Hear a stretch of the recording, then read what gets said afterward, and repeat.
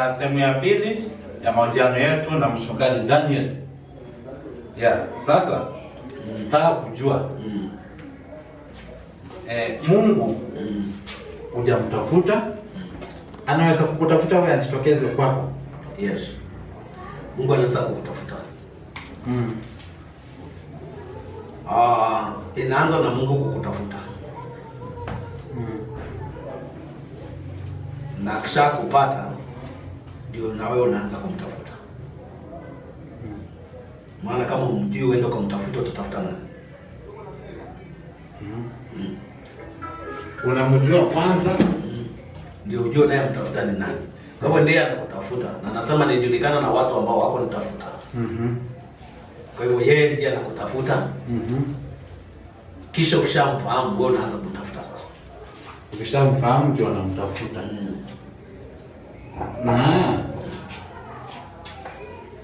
Hawezi akutafuta, yani badala ya hii kazi mingi ya kumtafuta, atutafute tu yeye mwenyewe, ukae tu ndani yake, hiyo usumbufu yote tusikiwe naye. Usumbufu wote tunayekuwa nayo ni mahali pa kuanza kujua jinsi ya kukaa na yeye. Jinsi ya kuanza kukaa na yeye. Kumbuka mtoto wa kuzaidi wewe unamzaa. Lakini ile hali kuja kukaa pamoja naye. Kwa hivyo nilikuwa nataka kuonyesha kwamba ni Mungu anatafuta. Kuna nabii anaitwa Amos. Ile kitabu cha Amos anasema nilikuwa tu nafuata ng'ombe za baba yangu. Yeye hakuwa nabii. Kisha akasikia sauti. Mungu huja ndani ya mtu kumtafuta. Mungu huja ndani ya mtu ndio mtafute. Ndio naona mhubiri ndio anakusaidia wewe kumjua Mungu. Mhubiri ndio anakusaidia. Anavi mambo anasema mambo mengi ndio kule kuendelea kujua mtu ni process. Si one time. Mungu si kibao. Kujua mapenzi ya Mungu anatakaje ni process ya kila siku, kitu unataka kujua na uendelee kukua katika mafahamu haya. Lakini Mungu si kama kibao, unajua tu Nairobi imeandikwa tu Nairobi. Kibao Nairobi ni kitu moja, lakini kuingia Nairobi, kuanza kujua Nairobi viunga vyake, hiki kiko pande gani, hiki kiko pande gani, barabara hii, hiyo itachukua muda. Sasa Mungu hapa na majina mangapi?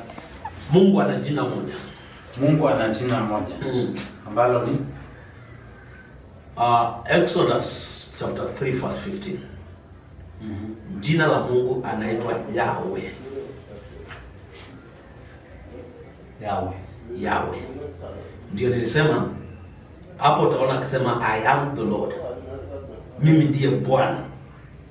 Sasa hiyo majina hayo lazima tuangalie Kiebrania.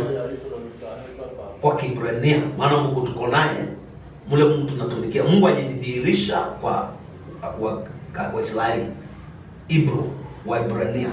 Akatoka kwa hao ndio watu wale mataifa yale mengine yaanza kumjua kutoka kule. Na hivyo ile jina la Kiebrania linaitwa Yahweh. Kuna jambo moja na Waebrania. Waebrania hawataji Mungu ovyo ovyo. Yahweh ni Kiebrania. Yahweh inamaanisha I am. Inamaanisha Bwana. Sasa msungu wewe aliweka Lord. Na kulingana na hiyo lazima tuende pale tukaone neno hili maana yake ni nini. Maana neno moja Kiebrania inaweza kuwa na a lot of meaning. Neno moja inamaanisha. Kwa hivyo jina Yahweh ndio Mungu, ambao kwa Biblia tunaona imeandikwa Lord. Kiswahili tunaona imeandikwa Bwana.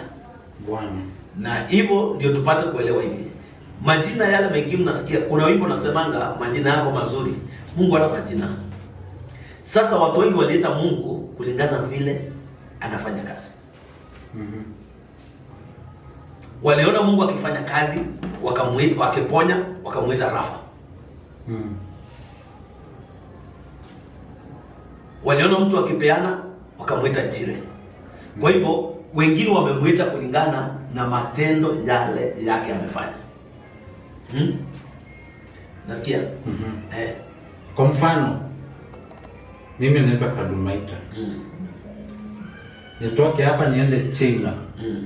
China wataniita aje? Wataniita Kalumaita. Unajua jina yako wewe mtu ukiingia hapo utapotea. Mungu abadiliki hata akienda wapi. Jina ibadiliki. Mungu abadiliki. Mungu abadiliki.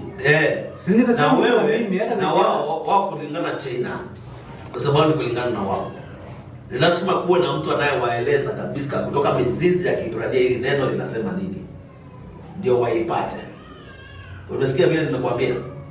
Wale walikuwa naye Mungu yule aliyejifunua kwake akamweleza niko hivi. Sasa ndio nikakwambia watu wengine wanasemanga Mungu, waita Mungu kulingana na matendo yake. Kulingana na matendo yake. Kwa hivyo Mungu abadiliki. Lakini jina lako, kwa sababu jina lako halina kazi, jina lako ni kama kibandiko. Jina yako ni kama kibao. Kwa hivyo kibao, look at this. Kibao kama kimeandikwa dog, ikienda kule kingine ni dog. Lakini Mungu ambao ni roho aliyekuweko na anaishi milele, jina yake alisema jina lake ni Yahweh. Ili watu wasije wakachukua majina mengine na miungu ile ilikuweko na wale watu walikuwa naabudu miungu wapate kutofautisha ni Mungu gani tunayeongea. Kama vile sasa umesema ati Kalumaita, una ile jina yako original. Na tukisema Kalumaita, hiyo ni ile jina ambao labda yako. Lakini tukifuatilia tunakuta kwamba una ile jina yako. Kwa hivyo tukuitanisha na hilo jina. Mungu alitaka Musa, watu wa Israeli wamjue jina yake ndio hiyo. Tuende mahali pengine. Paulo anahubiri nakuta watu. Nakuta kibao ambao kimeandikwa kwa Mungu asiyejulikana. Sasa akasema nimekuja kuwaeleza kuhusu Mungu ambao hamjui. Mbao Mungu ambao hamjui akai kwa nyumba ambazo zinatengenezwa na mikono ya wanadamu. Hiyo najua utainua swali hapo. Akai katika nyumba ambazo zimejengwa na wanadamu. Na hiyo kusema hivi watu wengine watainuka na watasema hakuna haja kujenga manyumba ya Mungu. Which is ni kutoka na kukosa kuelewa. Paulo anawaambia Mungu akai kule, Mungu anakaa ndani ya watu. Wewe ukutengenezwa na mwanadamu, huko mbona ni Mungu alikupeana. Kwa hivyo Mungu akaa katika hiyo nyumba ambayo iko wewe ndani yako. Hapo ndio Mungu anapenda kukaa. Hapendi kuwekwa kule.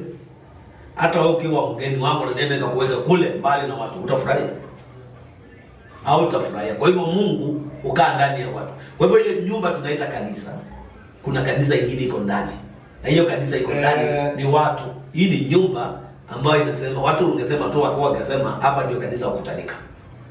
Tuangalie Mwanzo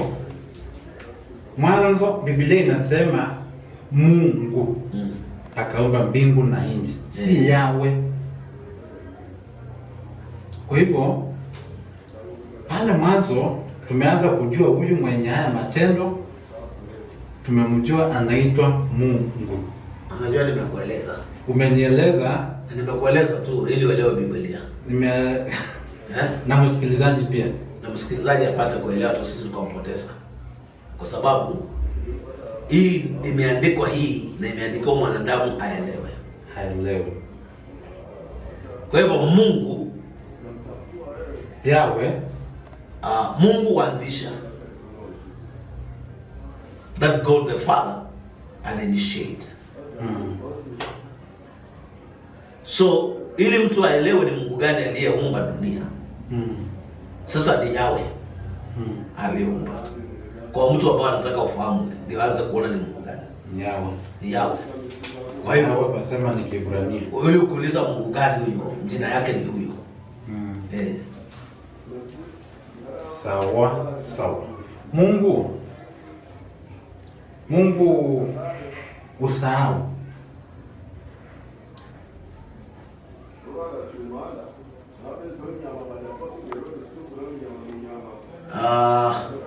Hiyo swali ni tricky.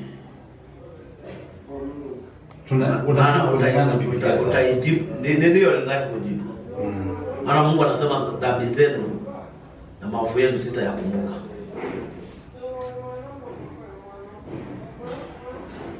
hiyo haimaanishi amesahau. Na Mungu anaposema sitakuacha na sitakusahau,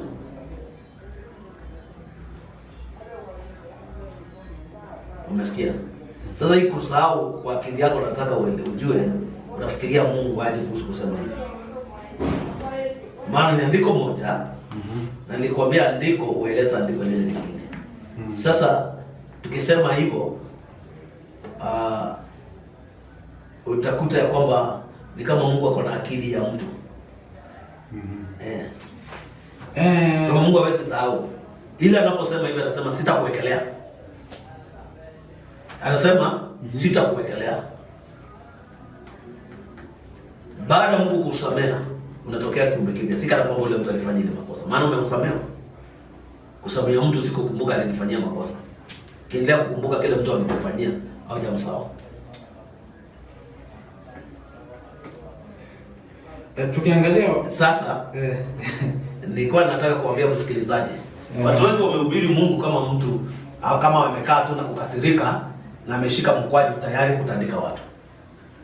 Hawajamhubiri Mungu alinapenda. Ako tayari kukupokea. Ako tayari kukusaidia. Sasa si kukukumbusha makosa saa yote. Si kukukumbusha makosa saa yote.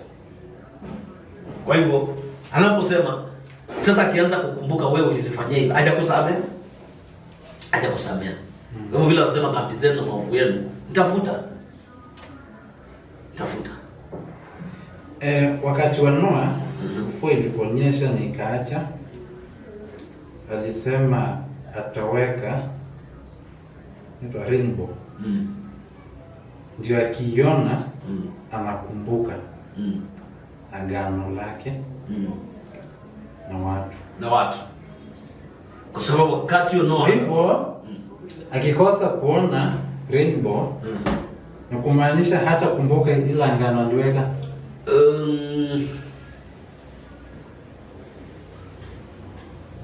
Vizazi zinaendelea kusaliwa na kukasirisha Mungu.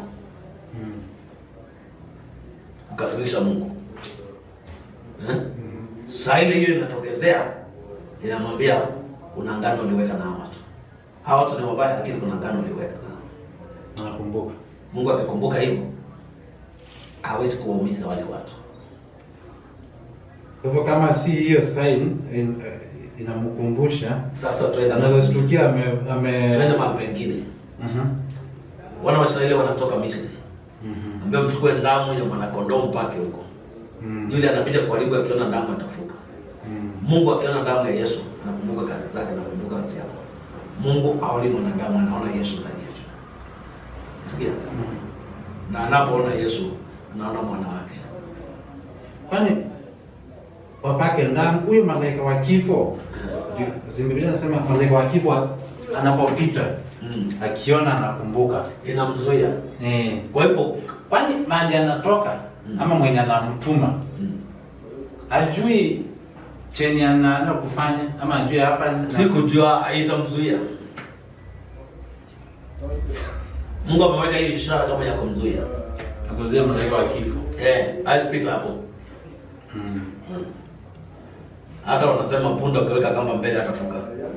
Ataona kama nyoka. Kwa hivyo anajua ile kitu adui inamzuia.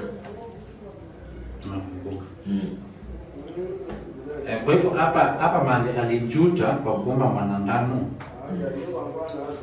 Alikuwa anajua nitakuja kujuta baadaye. Mwanadamu Mungu alikuwa anasema angeomba kitu kingine, lakini already ameomba mwanadamu.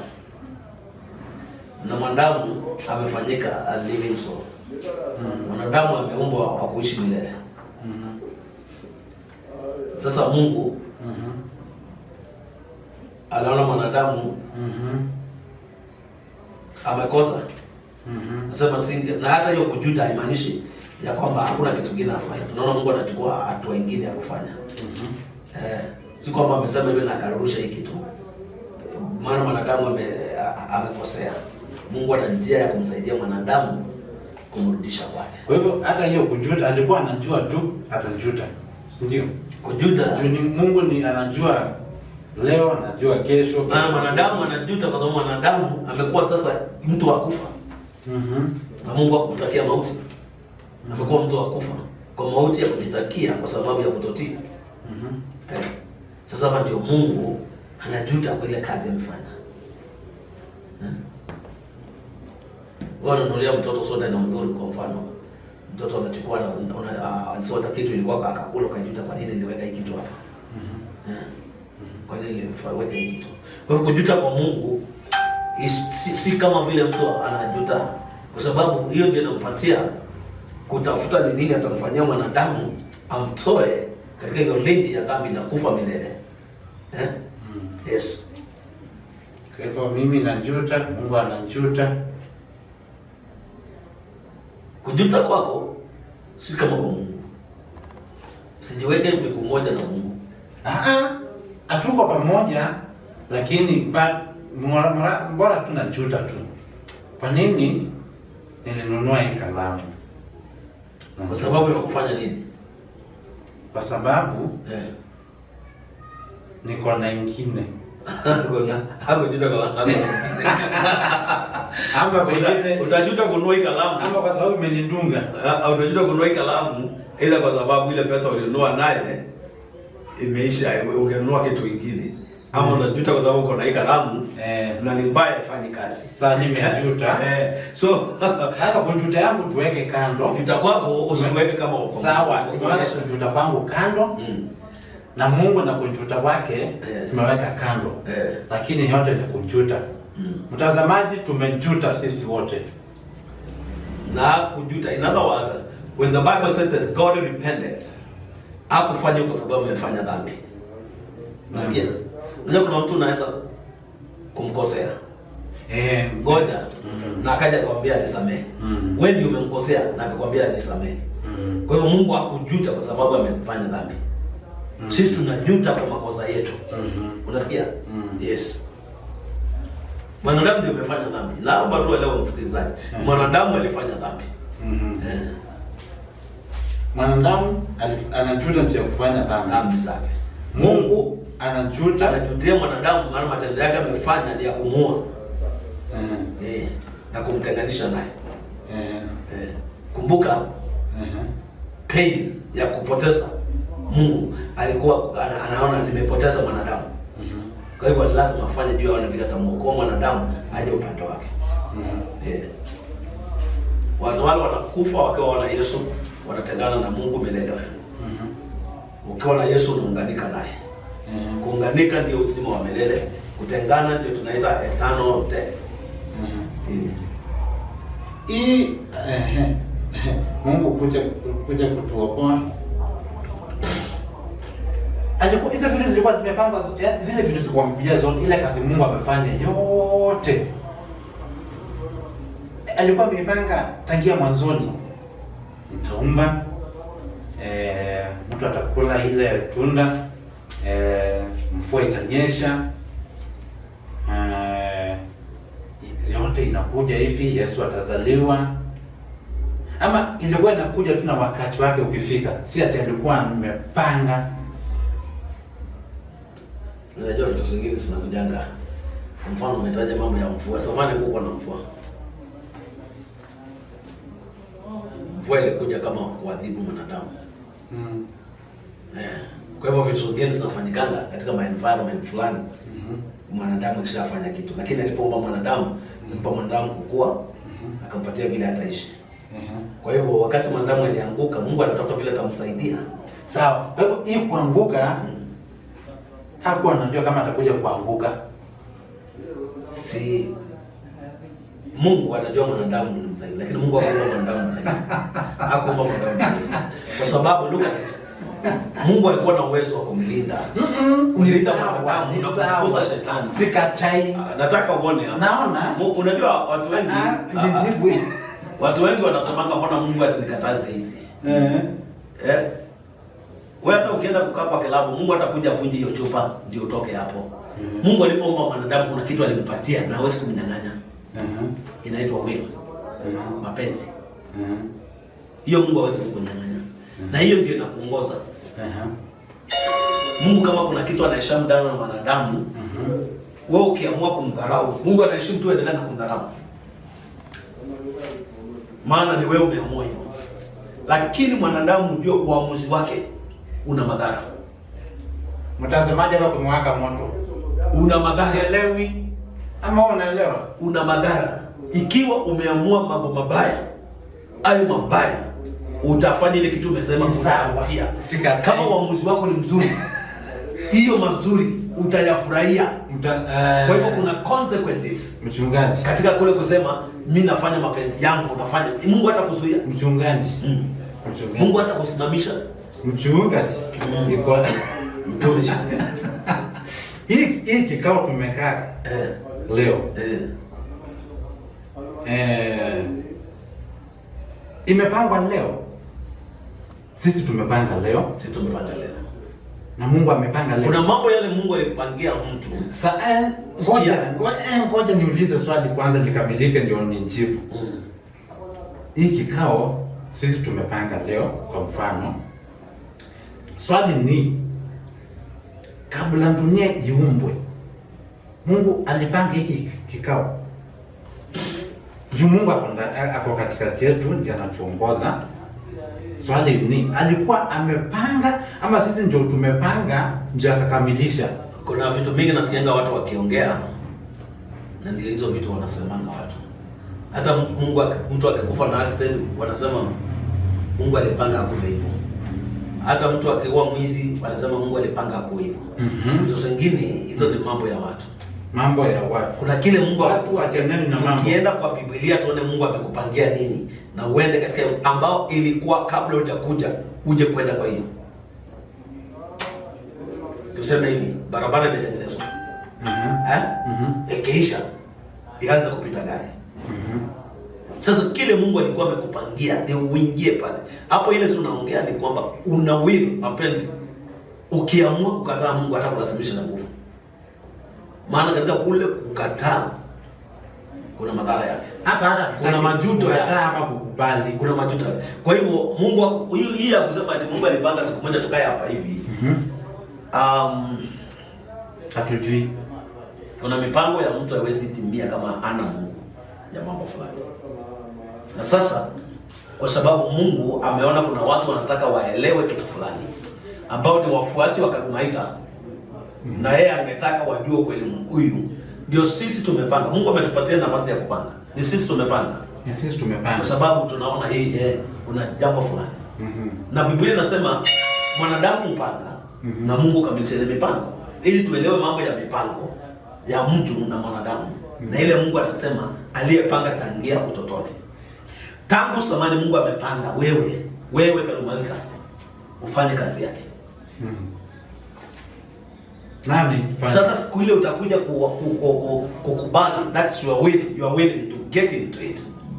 Ndio ukiingia ndani, ndio utaanza kuona ya matokeo ambayo Mungu alikupangia kitambo, si ndio? Lakini kuna wakati ulipotea ukawa utembei katika ile mipango ya Mungu. Au tembei katika ile mipango ya Mungu. Sasa hata wale watu wanakuja kuokoka akiwa mtu mkubwa na akiwa ameenda. Si kwamba Mungu hakukupangia, ni vile ulikuwa umepotea. Ulikuja kupata njia ukiwa miaka hii ya zamani, hiyo miaka imeenda. Hapa katikati ulipotea. Unasikia? Kwa hivyo from the beginning Mungu anaposema na Yeremia anamwambia ukiwa tumboni nalikujua. Kuna mahali umeanguzia ukipanga mipango Mungu lazima akuwepo ndio atimize. Kama hii tumepanga kikao leo na tukahusisha Mungu. Tukiangalia Yesu kuna mahali aliomba Mungu amuondolee kikombe. Lakini Mungu hakuondoa. Juu mipango ya Mungu ilikuwa kuende hivyo, lakini mpango wa Yesu haikuwa kuende hivyo. Ni tunaweza sema unaweza kuwa na mipango yako, lakini Mungu ako na mipango yake kwako. upange yako ikose kutimia juu Mungu alikuwa amepanga yake kinyume na yako. Unaenda hivyo. Sasa ndio nilikuwa nasema hapa kwa Yesu unasema hapa naongea kama mtu. Nilikwambia Yesu sulubishwa ni mtu. Ni Yesu mtu. Unasikia?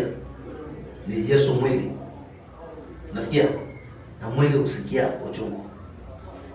Kwa hivyo alipokuwa akiona haya mambo akasema kama ni mapenzi yako. Lakini yeye akajua ni mapenzi ya Mungu aende mambo haya ili mwanadamu aokoke. Na hapa apply selfishness. Apply selfishness angetoroka. Wanadamu tungekosa mtu wa kutuokoa. Ndio. Na saa nyingine tunaweza fanya sisi kama wanadamu makosa na tunaanza kusema Mungu alipanga hivi. Unasikia? Wakati tunaweka mipango yetu na tunamhusisha Mungu, tunaona akifanikisha mipango yetu. Kwa sababu tumemhusisha, si ndio? Tumemhusisha. Kwa hivyo ni vizuri watu waanze kuelewa. Mtu si box. Mtu Mungu alimpatia akili. Akaanza kupanga mambo yake vizuri. Na Mungu akakuishi vizuri, akakutakia mema. Tunasema Mungu hunyesha mvua kwa watu wazuri na wabaya.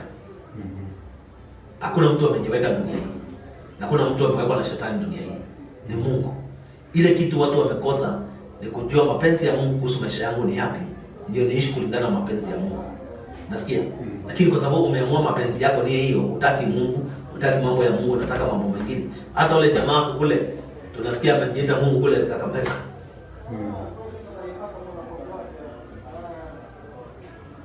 Amejiita Mungu. Kule amejiita Mungu. Tusikatae sana juu hatujui alianza aje. Hata Yesu ni kama walikuwa wanasema mahali Yesu alizaliwa. Hata mpaka waleo ni kama wanasema Yesu hajawahi kuja. Kuna jamaa tu alikuwa anajiita Yesu hapo na bado hajakuja. By the way. Kwa hivyo yule by the way, tuachane na yeye, hatujui. Tusiseme atuachane, ni vile wewe hujui, lakini jirani yake anajua. Ule alikuwa anambeba na mtiwa. Hata Yesu alikuwa anasema si yule kijana wanani. Wale kidogo, wale watu wa hiyo kijiji wanawajua. Lakini nilikuwa nataka nikuelezee. Hata zamani watu wengi waliitwa Yesu. Waliitwa Yesu. Hata in the book of James. Kuna mtu alikuwa anaitwa Jesus.